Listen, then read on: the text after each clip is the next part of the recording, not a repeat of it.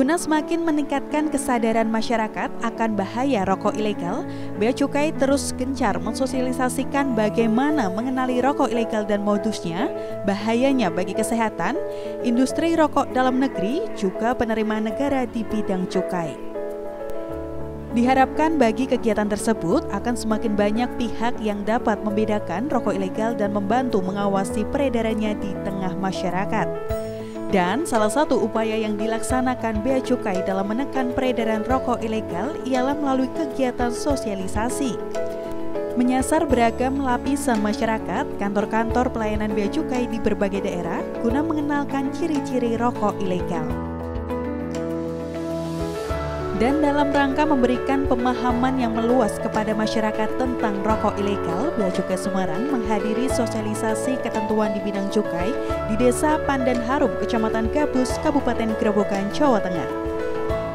Sosialisasi kali ini diselenggarakan oleh Dinas Koperasi UKM Kabupaten Grobogan dan dilaksanakan pada hari Selasa 13 Juni 2023.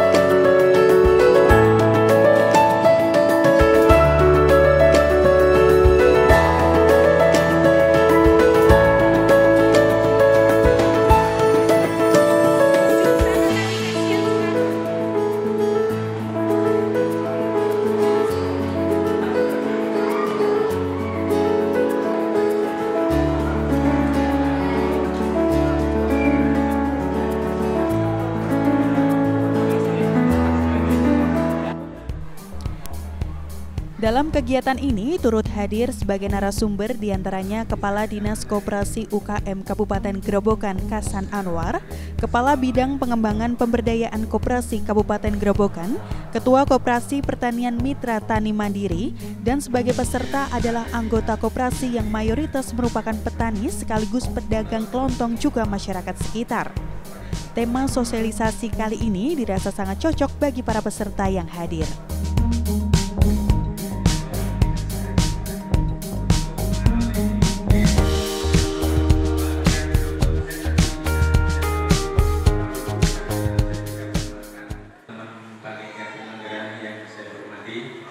Dan tak lupa kepada bapak-bapak, ibu-ibu calon peserta kegiatan teks sosialisasi ketentuan yang cukup yang saya hormati pula.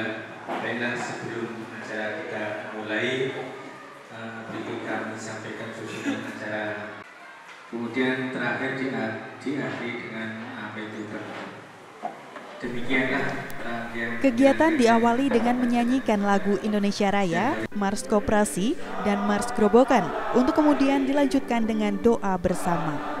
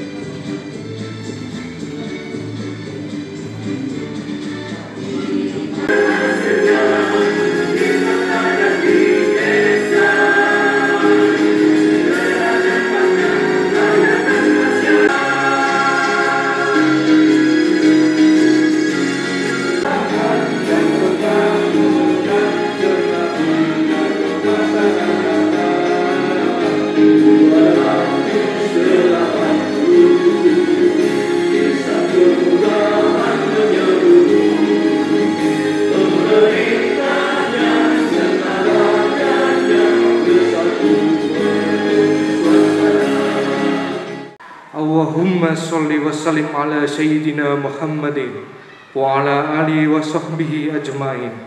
Wa asyhadu anna Muhammadar Rasulullah. Ya Maliku ya Kudus, dan menjalin kerjasama dengan baik, maka lancarkanlah acara kami, berkahilah, penuhilah pertemuan ini dengan kebaikan dari awal hingga akhir nanti. Bismillahirrahmanirrahim. Assalamualaikum. Kegiatan dibuka dengan sambutan dari Kepala Dinas Koperasi UKM Kasan Anwar. Dalam sambutannya, beliau menjelaskan pihaknya telah menerima dana bagi hasil cukai hasil tembakau atau DBHCHT sebesar 450 juta. Di mana dana tersebut diperuntukkan untuk 12 kecamatan yang mana di Kabupaten Grobogan sendiri ada 19 kecamatan.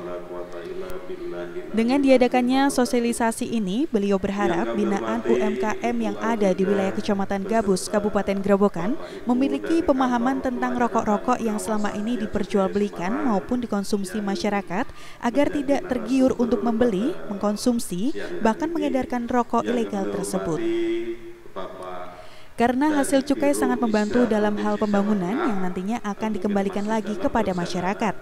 Di antaranya untuk membangun fasilitas kesehatan seperti puskesmas, rumah sakit, penanganan stunting, dan sosialisasi semacam ini. Beserta rekan-rekan subkoordinator dan staf yang kami hormati, Ketua Koptan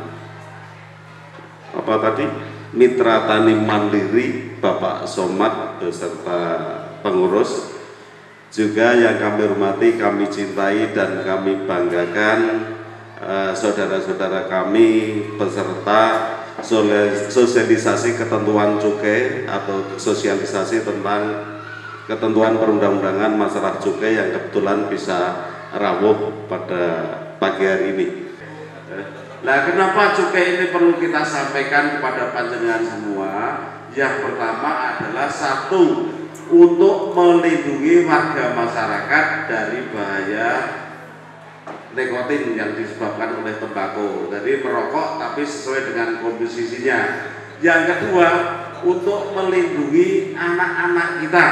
Jangan sampai anak-anak kita JSD wonten iku pun merokok jelas-jelas. Mriki enten mboten? Hah? Kata. Mulane regane ya diundhake. Larang apa ora niki? Larang kok. Soalnya nak larang niku cah cilik-cilik niku mboten sedo tuku. Jajal nak rokok niku sadar 2000. Kira-kira do tuku mboten niku. Nah, mula regane sakniki paling mboten 20 munggah. Artinya supaya anak-anak juga tidak bisa membeli rokok itu.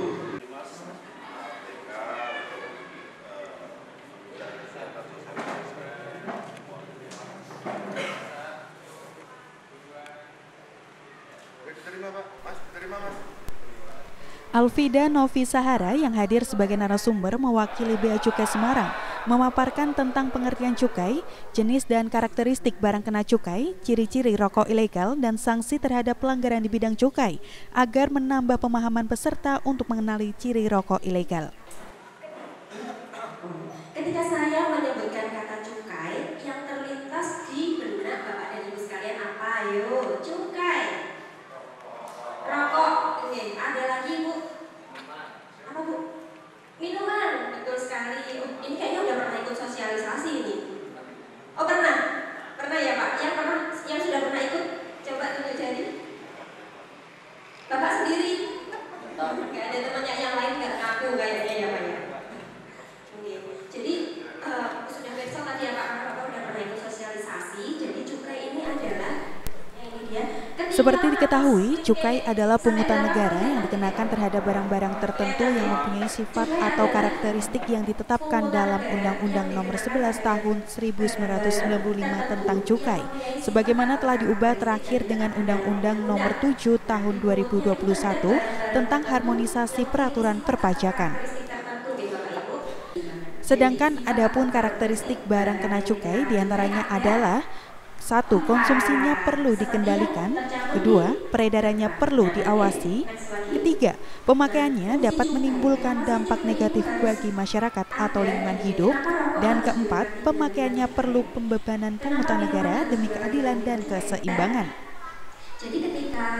Sebagaimana yang telah diatur oleh pemerintah, barang kena cukai terdiri dari etil alkohol atau etanol, minuman yang mengandung etil alkohol, hasil tembakau yang meliputi sigaret, cerutu, rokok daun, tembakau iris, rokok elektrik, dan hasil pengolahan tembakau lainnya. Tapi problemnya sekarang adalah ternyata banyak toko-toko yang menjual ketengan, jadi fungsi yang pertama itu, kemudian fungsi yang kedua adalah yaitu Pak, untuk melindungi keberlangsungan industri, kemudian untuk memelihara kesehatan masyarakat, dan juga untuk menjaga ketertiban umum. Gabus, filter, gitu.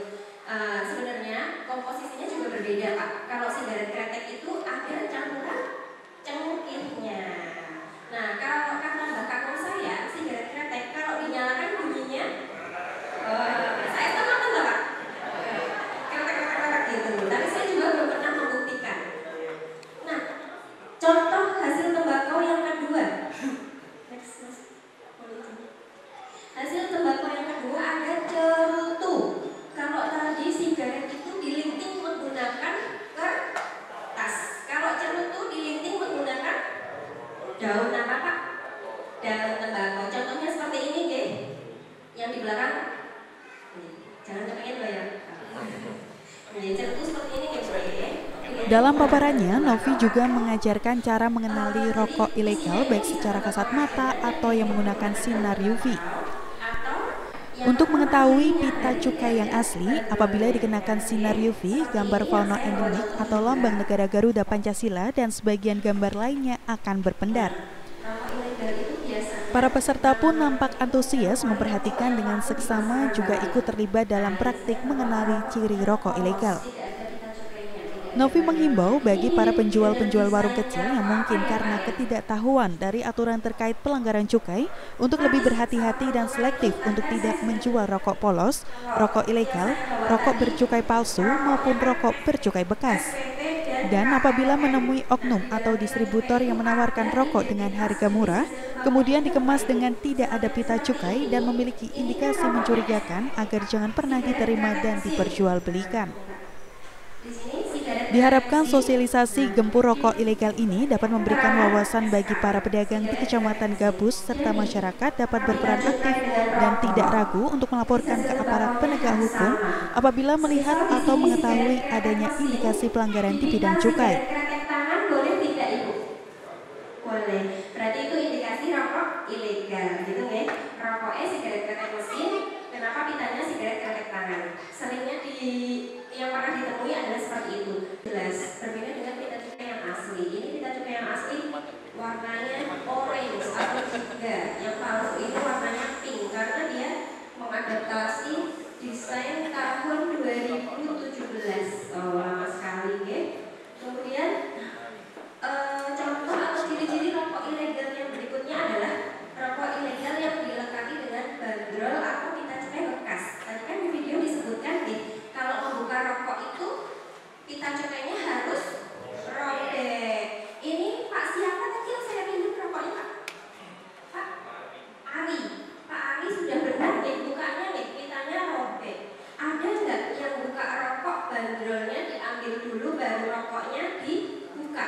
Kretek tangan, sigaret kretek yang diproduksi menggunakan atau ting? Ibu apa ting Pak? Kalau ting itu ting DB. Ini kalau di pabrik rame-rame Pak. Ting berarti ya Pak ya. Kemudian ada lagi sigaret putih mesin. Ada sigaret kelombak kenyang. Ini saya juga ada contoh sigaret kelombak kenyang. Ini di sini ada keterangan KLM. KLM ini artinya singkatan dari kelombak kenyang. Nih Bapak Ibu nih. Nanti jangan bingung. KLM. Saya nanti pernah memberitahu KLM itu kelombak kenyang. Ini dia Bu ya. Ketinggal ngetos wingke. Saya zoom ini. Nah, kalau yang saya pegang warna merah ini SPT, artinya sigaret putih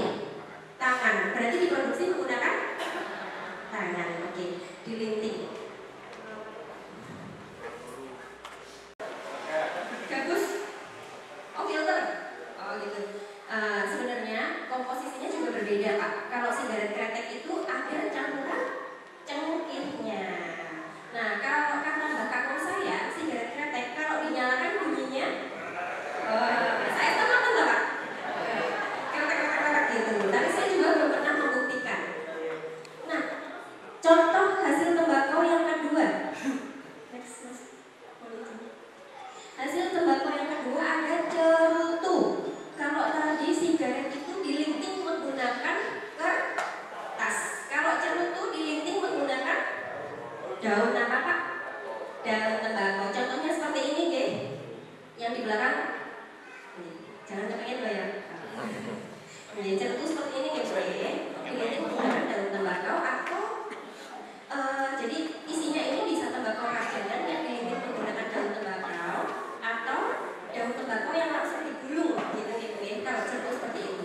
Next lagi daun atau klobot.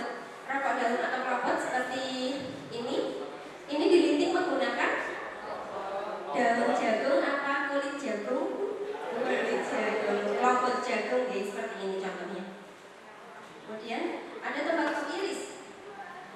Tembakau iris ya, tembakau yang dirajang kemudian diberi rasa-rasa atau aroma seperti ini dalamnya guys.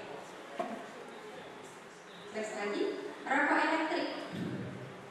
Ada yang pernah mencoba rokok elektrik Bapak? Belum? Baik, saya hanya bertanya. Saya bawa contohnya, ini seperti ini.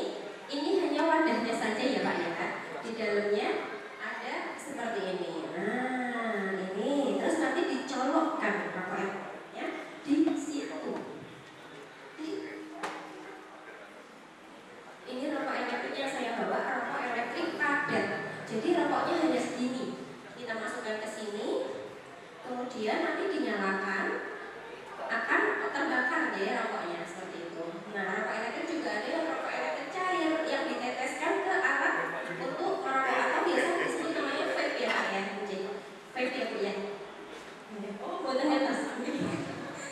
Next lagi, hasil pengolahan tembakau lainnya. Ini selain situplotis, selain sigaret, cerutu, klobot dan tembakau iris dan salah peruntukan itu tadi kan saya sudah tunjukkan. Kalau yang saya bawa tadi rokoknya kan SPT dan KLM. Nah, di dalam pita cukai itu ada identitas jenis hasil tembakaunya juga Bapak Ibu. Seperti ini. Ini kan rokoknya SPT Pak. Sigaret kretek mesin. Nah, di sini sigaret kretek mesin. Nah, di pita cukai juga ada keterangan SKM, sigaret kretek mesin. Jadi, antara pita cukai dengan rokok, jenis hasil tembakaunya harus sama. Semisal di sini sigaret kretek mesin, di pita sigaret kretek tangan boleh tidak Ibu? Boleh. Berarti itu indikasi rokok ilegal, gitu ya. Rokoknya sigaret kretek mesin, kenapa pitanya sigaret kretek tangan? Seringnya yang pernah ditemui adalah seperti itu. Karena apa Pak? Karena rokok dengan sigaret kretek tangan itu tarif cukainya lebih murah daripada sigaret kretek mesin. Jadi kalau sigaret kretek mesin seperti punya Pak Ari ini tarif cukainya adalah Rp669 per batang. Kalau punya Bapak? Tarif cukainya 361. Jadi lebih mahal yang sigaret kretek mesin ya. Tarif cukainya berbeda. Jadi setiap jenis rokok tarifnya berbeda.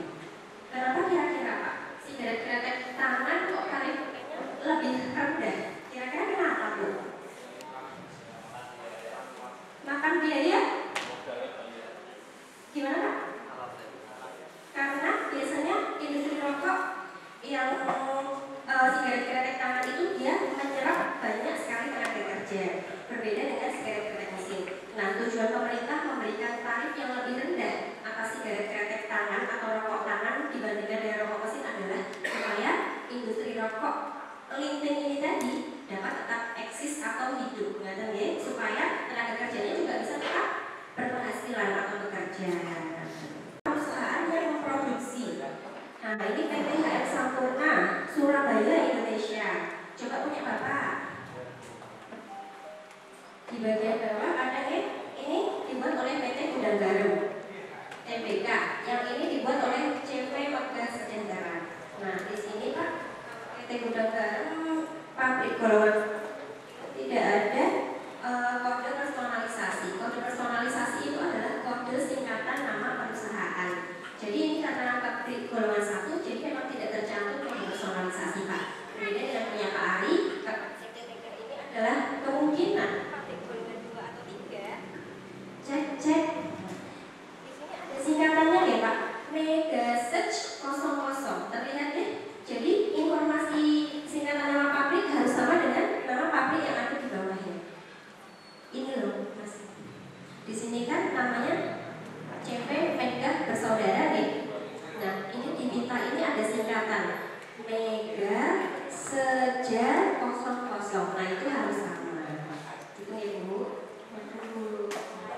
Kak senyum. Ini kan namanya Sejahtera BBG. Di sini nama perusahaannya ini Mega Seja 00. Nah, harus sama kitanya nih. Matur nuwun ya Pak Ari. Oh aduh. Rokok Pak. Next lagi. Nah, desain Bina Cukai itu setiap tahun berubah Bapak Ibu. Kemarin itu desainnya adalah burung endemik Indonesia. Untuk tahun ini desainnya adalah hewan endemik Indonesia. Jadi kenapa di Bina Cukai Bapak Ibu itu ada gambar gajah, gambar harimau Sumatera, gambar badak, gambar kanan dan lain sebagainya. Supaya apa? Kira-kira kenapa desainnya setiap tahun diubah? Supaya apa Bu?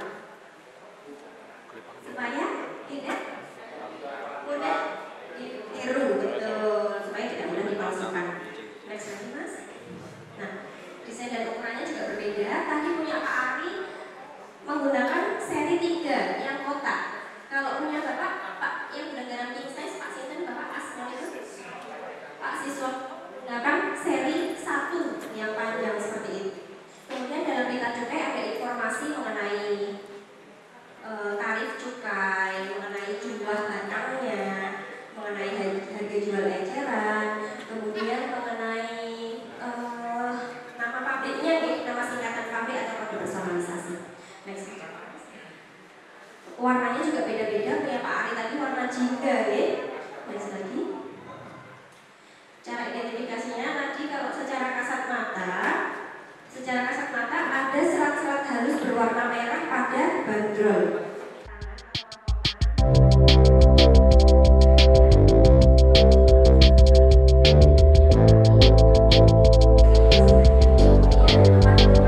Hari selaku Kepala Bidang Pengembangan Pemberdayaan Koperasi Kabupaten Grobogan mengungkapkan apresiasinya atas terselenggaranya kegiatan sosialisasi ini. Beliau yang juga menjadi koordinator kegiatan ini turut menggandeng UKM-UKM yang tergabung dalam Koperasi Pertanian Mitra Tani Mandiri.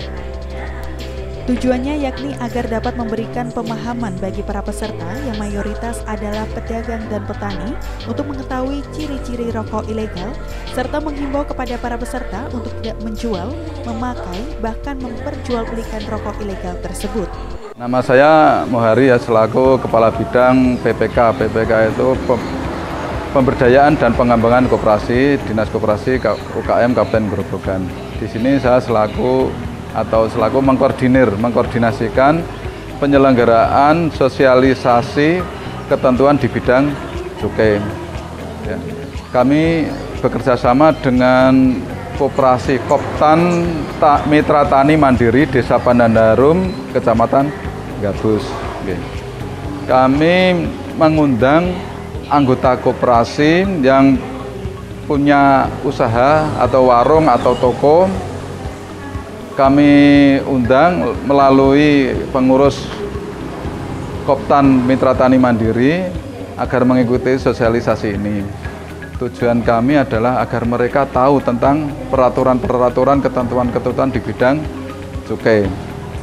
Kalau mereka sudah tahu, kami berharap mereka juga bisa memilih antara rokok yang benar, yang legal dan yang ilegal, bisa membedakan, sehingga nanti diharapkan bisa berdampak bagi terutama pelaksanaan peraturan perundangan tentang atau ketentuan tentang cukai. Tujuan kami ini, sehingga kalau mereka sudah tahu, diharapkan nanti akan berdampak kepada meningkatnya pendapatan keuangan negara. Mereka juga disadarkan tadi oleh Bapak Kepala Dinas yang dalam sambutannya agar bahwa hal ini senada dengan yang diungkapkan oleh salah satu perwakilan UKM yang ada di Kabupaten Grobogan. Beliau mengaku mendapat pengalaman dan informasi baru tentang cukai, terutama rokok ilegal. Assalamualaikum warahmatullahi wabarakatuh. Perkenalkan, nama saya Siswanto, perwakilan dari UKM Batik Purudita Grobogan. Di sini saya mewakili teman-teman untuk ikut sosialisasi ketentuan bidang cukai, terutama di bidang rokok. Setelah mengikuti apa yang disampaikan oleh beliau tutornya, saya mendapatkan bahwa banyak semacam informasi, terutama banyak yang berharga dan berfungsi untuk masyarakat juga dari cukainya itu sendiri. Jadi saya harapkan untuk masyarakat banyak lebih alangkah bijaknya kita menggunakan mengkonsumsi rokok itu yang ada cukainya, karena juga kembali lagi ke kesejahteraan kita semua. Demikian yang saya sampaikan. Terima kasih. Dengan dilaksanakannya berbagai kegiatan mengenai pemberantasan rokok ilegal, baik melalui sosialisasi, pengumpulan informasi, dan berbagai tindakan preventif yang dilakukan, diharapkan dapat meningkatkan pemahaman masyarakat mengenai ketentuan cukai dan rokok ilegal. Di mana seperti diketahui, peraturan mengenai rokok ilegal tertera dalam Undang-Undang Cukai Nomor 11 Tahun 1995 Junto 39 Tahun 2007 Pasal 50 dan 54, bahwa setiap orang yang menjual, menawarkan, mengedarkan pita cukai atau cukai palsu akan ada sanksi pidana yang akan dikenakan terhadap penjual dan pengedar, yakni sanksi pidana minimal 1 tahun pidana dan maksimal 5 tahun, dan juga denda 2-10 kali nilai cukai yang harus dibayarkan. Dan untuk warga yang ingin melaporkan peredaran rokok ilegal juga bisa menghubungi kantor Bea Cukai Semarang, yaitu melalui telepon ke 024 764 30205 atau melalui akun Instagram Bea Cukai Semarang di @beacukai_semarang.